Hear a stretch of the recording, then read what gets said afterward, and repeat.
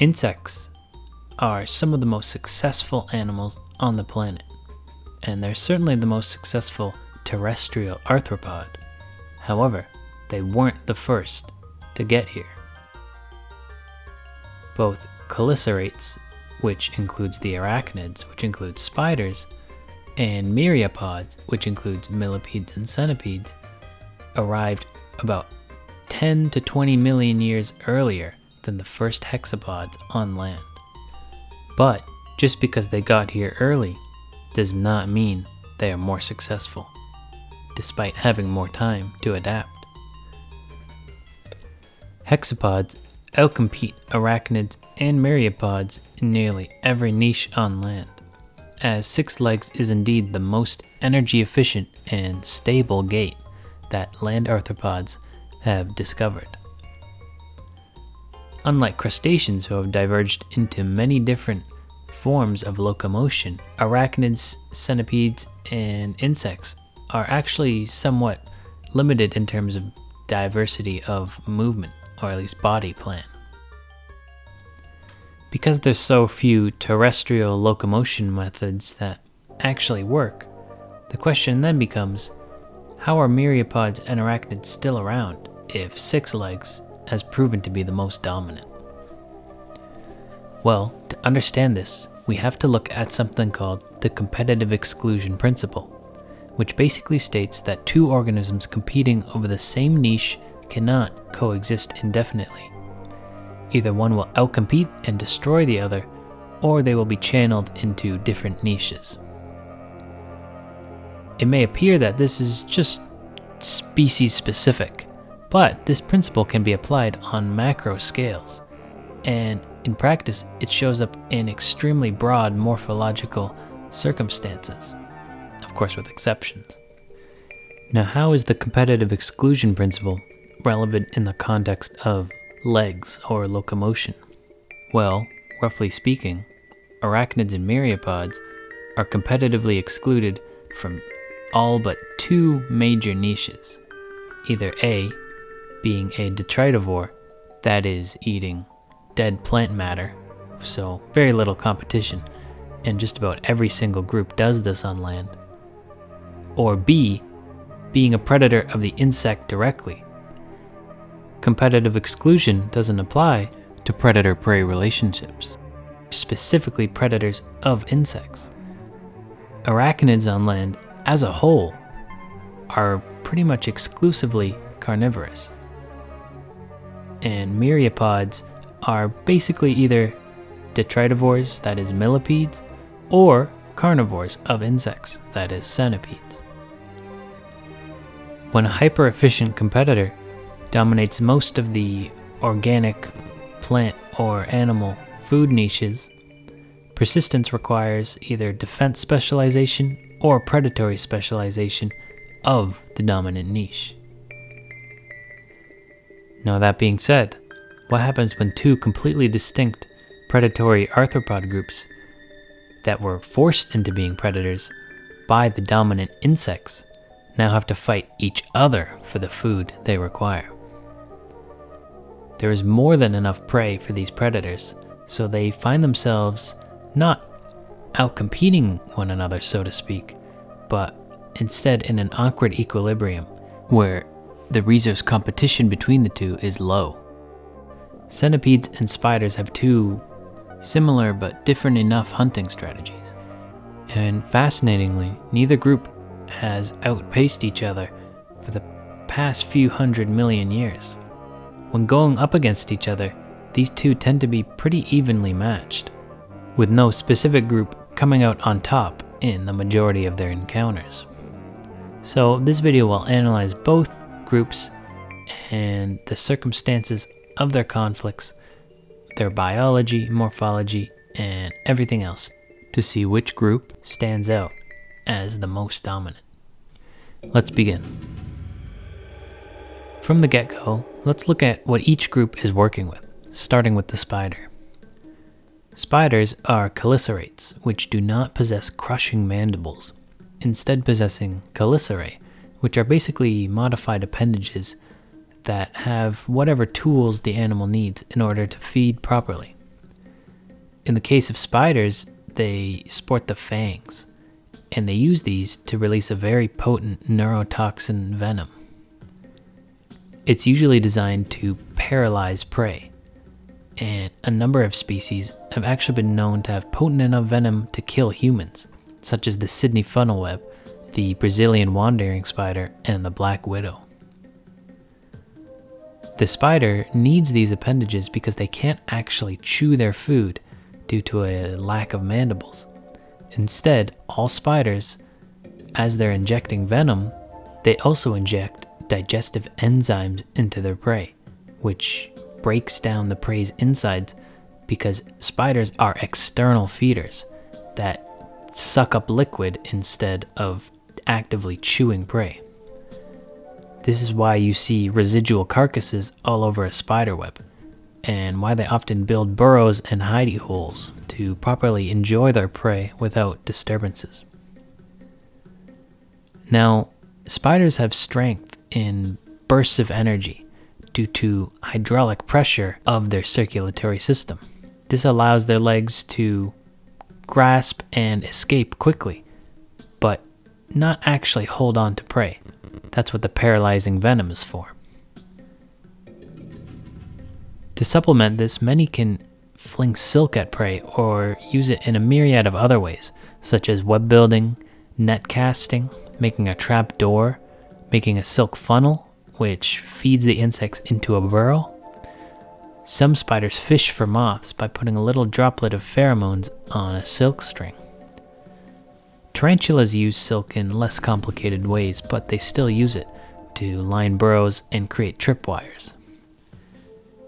My general point is that the longer a spider has been in a given area, the more it can use silk to enhance the architecture of the space and thus its hunting prowess. Silk extends both the spider's senses through their little hairs and vibrations, and helps to subdue prey in a disjointed way, allowing the spider to at the same time minimize conflict and also energy loss. Silk usually uses the prey's own escape tactics against them, as the more you struggle, the more stuck you become. Even centipedes can get stuck in their complex webs, as many spiders can produce different types of silk which serve different purposes to enhance both the structure and sensory capabilities of the web. They can tell the exact size and kind of danger of the prey simply by the vibrations it creates on the webs. Spiders don't have compound eyes like insects. Instead, they have modified ocelli, which are single-lens light-sensing eyes. Compared to insects, which have compound eyes, spider eyes are better for depth of field rather than field of view. These are very advanced in jumping spiders, allowing them to judge distance and scan their surroundings effectively, and even allowing them to show rudimentary planning behaviors. Spiders, in terms of vibrations and seeing what's in front of them, are superior to centipedes. But centipedes have a better sense of smell and longer and more quick reacting antennae. Spiders don't even have antennae, they just have what are called pedipalps, and they feel around their environment with their legs. Now let's look at the centipede. Centipedes are pretty hardcore myriapods, which are groups separate from insects and arachnids. But unlike spiders and more like insects, they have mandibles. They do not have chelicerae. But they do have some similar looking fangs called forcipules, which are modified legs that they use to grasp prey tightly and inject venom. The venom of the centipede, although still a neurotoxin, is less meant to paralyze and more meant to cause immediate tissue damage. This is because the centipede needs to kill the animal it's hunting quickly, and unlike the spider, which needs to be patient to feed, the centipede can start feeding right away, and often does while its prey is still alive. Most centipedes typically hunt at night and are pretty bulky and fast. They have more grip strength relative to spiders, and they are very energy efficient in how they walk. This is important because it takes an amount of time and effort to actively seek out, capture, and kill prey, and centipedes need to be both energy efficient and ravenously violent. Many centipede species are next to blind.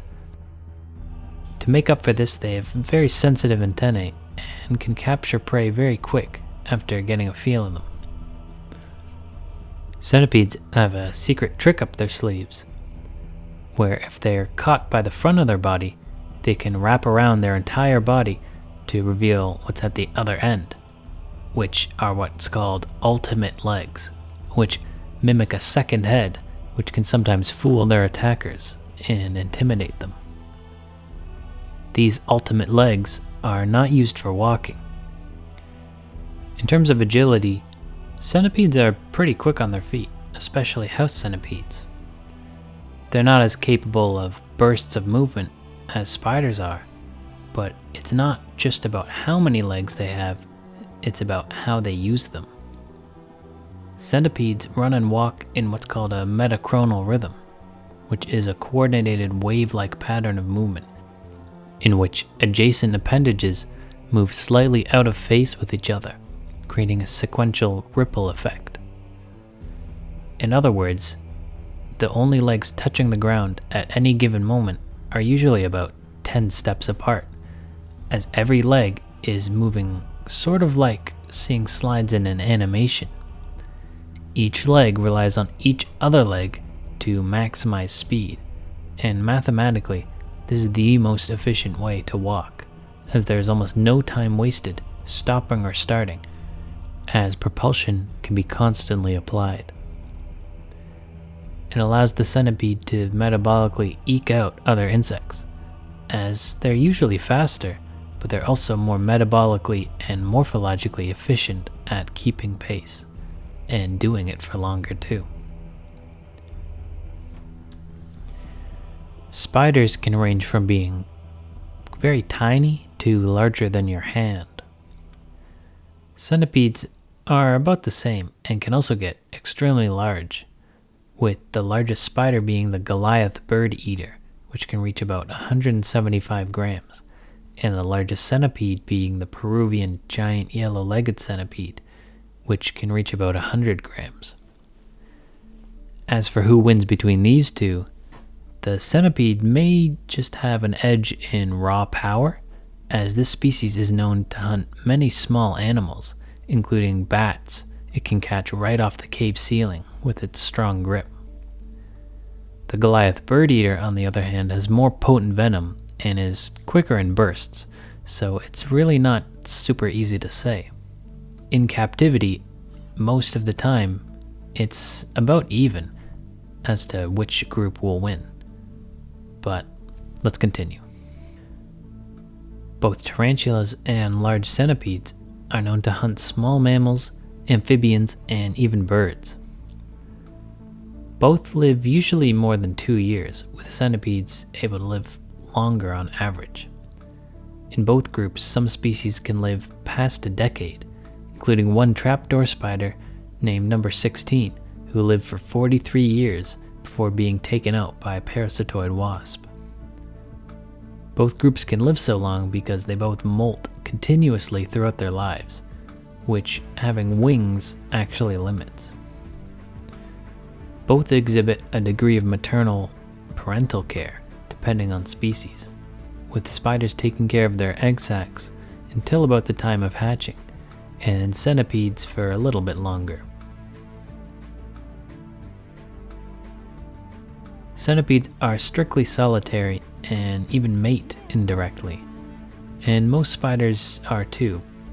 However, some form loose colonies where they work together to create a large web that catches more prey. But in this web, it's still every spider for itself. They hunt cooperatively, but they feed uncooperatively. Some spiders hunt actively in a similar way to centipedes, but many don't, and so are limited in their ways to get around. To supplement this, many small spiders do what's called ballooning, where they shoot out silken threads to catch the wind, which whisks them away on an air current to random new locations. Spiders and centipedes have quite different respiratory systems, which support rather different metabolisms. Spiders have what's called a book lung. They passively take in oxygen into a chamber that looks like stacked leaves or books with many folds. This organ diffuses the oxygen directly into their blood or hemolymph, which then gets pumped by their heart throughout their body. This is different from insects and centipedes in that they actually extend their legs using hydraulics.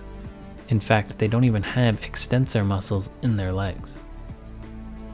This specific circulatory system allows quick bursts of hydraulically pressured movement. Think the jumps of jumping spiders, or the net casting of the ogre-faced spider. It does not allow for lengthy sustained movement most of the time, but it has allowed them to master the art of the ambush. Spiders want the fight to be over before it's begun, but they can still hold their own in sustained combat. They just have to be quick and land their bites cleanly. Most centipedes have a respiratory system similar to insects.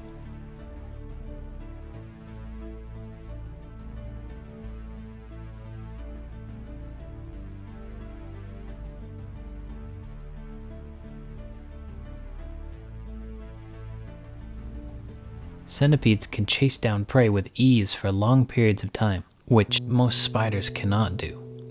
But most spiders are more capable of bursts of speed, and in centipedes, their bursts are not nearly as fast. Theirs is a sustained approach, not a fleeting one. And in other words, when comparing the two, the spider burns brighter, but also burns out quicker than the centipede. The spider's compact body actually affects their nervous system, as opposed to centipedes. Because of their differing circulatory systems and differing body plans, spiders are able to have a brain that's relatively directly connected to the neurons of its legs, allowing for precise movement. There's also evidence that spiders in general are among the most intelligent of all arthropods, with jumping spiders in particular being particular standout cases. This intelligence could directly help a jumping spider in a 1v1 against a centipede, which has, by comparison, very distributed intelligence, with its brain and neurons being distributed throughout the length of its body. So, now that we know a bit about them, who fares better?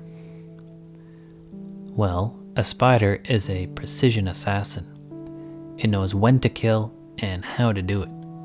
But you need to be playing its game. You need to be in its trap. It can outsmart you, and pound for pound, its grip and bite are incredibly fast, strong, and venomous.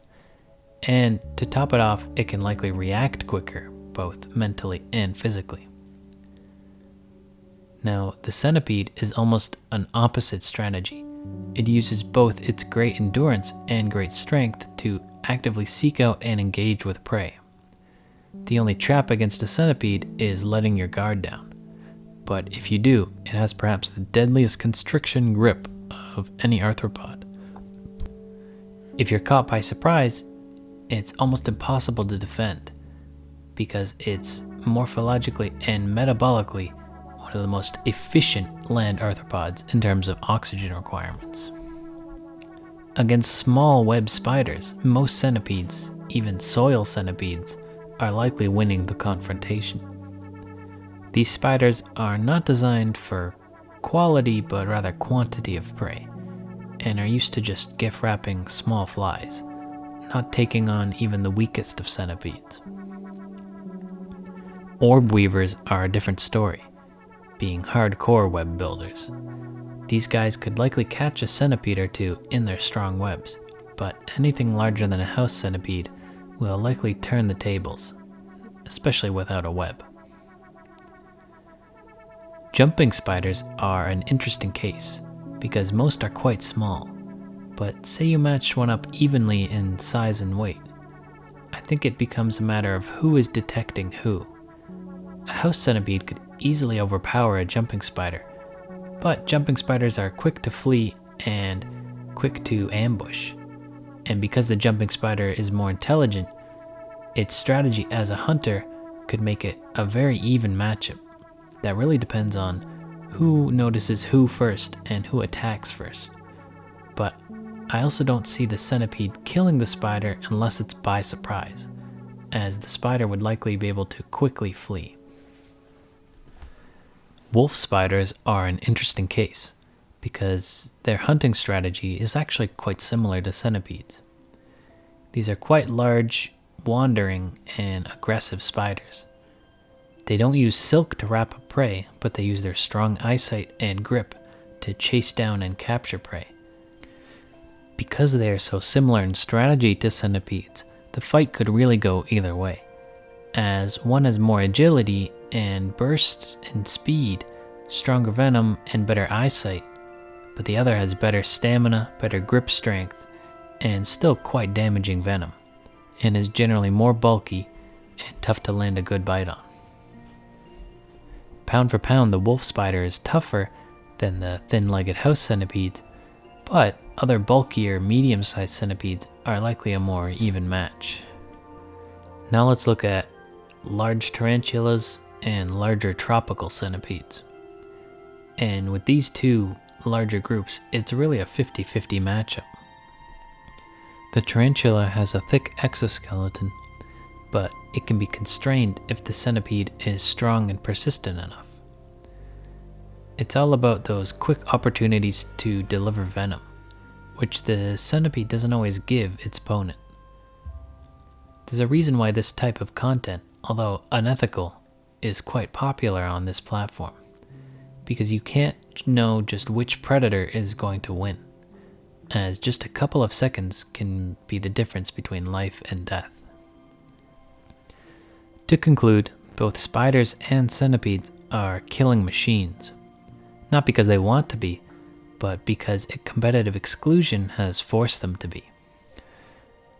What this has birthed is arthropods on the periphery of ecological niche and design, forced into specific roles by circumstance, and through circumstance they've grown into apex predators within their domains.